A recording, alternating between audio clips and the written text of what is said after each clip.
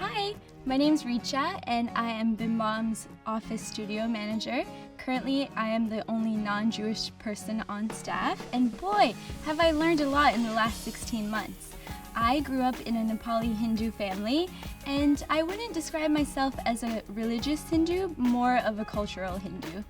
Throughout my time at BimBam, I have observed so many similarities between Hinduism and Judaism. FYI, these are just on the surface level. The first thing that stuck out to me was that both religions have their own calendar, and that means that holidays don't always fall on the same date year to year. Both calendars are lunar solar. Our calendar, the Nepali calendar, is nearly 57 years ahead of the Gregorian calendar. Can you believe that? 57 years. There are a lot of holidays in both religions. A huge perk for working at a Jewish organization means I get a lot of days off. The high holidays seem to align with Nepal's Dasai and DIETARY, which are the most important holidays in Nepal. Along with these holidays, there's so much food that both of us consume. For example, in Dasai, having a goat at dinner is very, very important. And this is a holiday that lasts 10 days.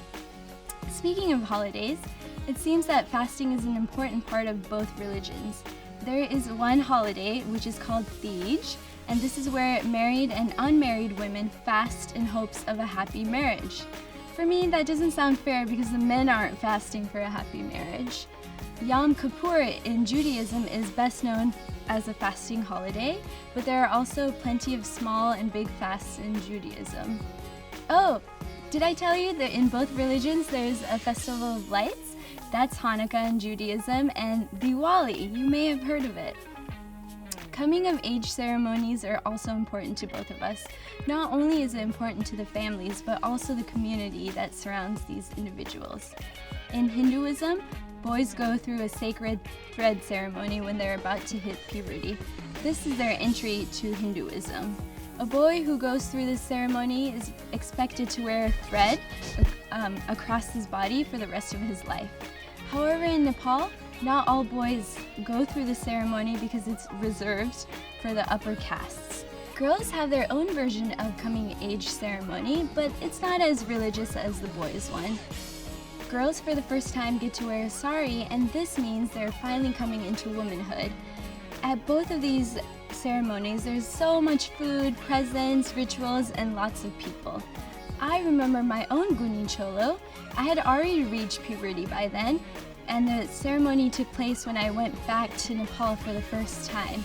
It was really exciting and scary, but I was not very graceful in my sari. I still have that sari today. My grandmother gave it to me. Speaking of puberty, purity is a very important thing in Hinduism as it is in Orthodox Judaism. Depending on how conservative your family is, women who are on their periods are not allowed to touch anyone or be in the kitchen. In rural Nepal, women are sent to the cowshed for a few days as they menstruate. Sadly, women and girls have both died in this kind of setup. Chaupadi is supposed to be banned in Nepal, but it still exists in communities today. Luckily for me, my parents weren't that strict. The only thing I wasn't allowed to do during my period was go into our puja room, which is like a prayer room, and or go to the temple or celebrate any religious festivities.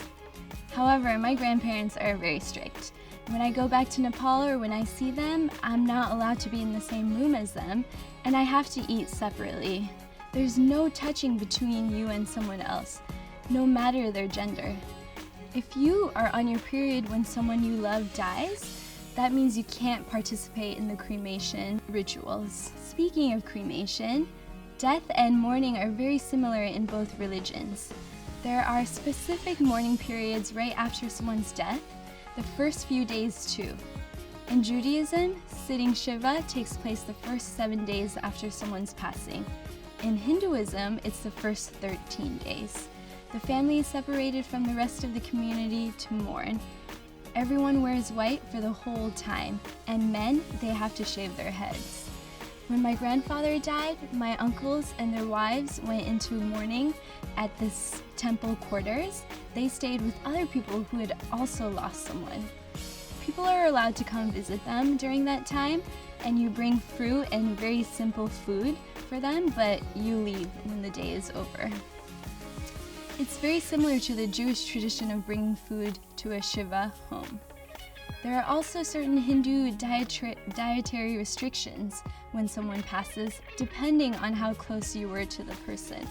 For example, when my grandfather died, I wasn't supposed to eat meat or any sugar or even salt for the first few days. It was much longer for my parents. My parents, during that first year of my grandfather's death, could not participate in any religious activities or events. That meant that my wedding was canceled very last minute. But no worries, I still got to get married, but through a secular officiant, a small ceremony with just our families. The 1-year anniversary of someone's passing is important in both religions.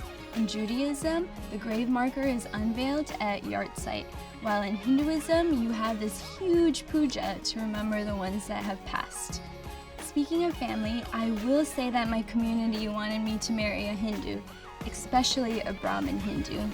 Marrying outside of my caste, as I did, means that my offspring and their offspring will never be Brahmin again, and that was a huge disappointment to a lot of my family members.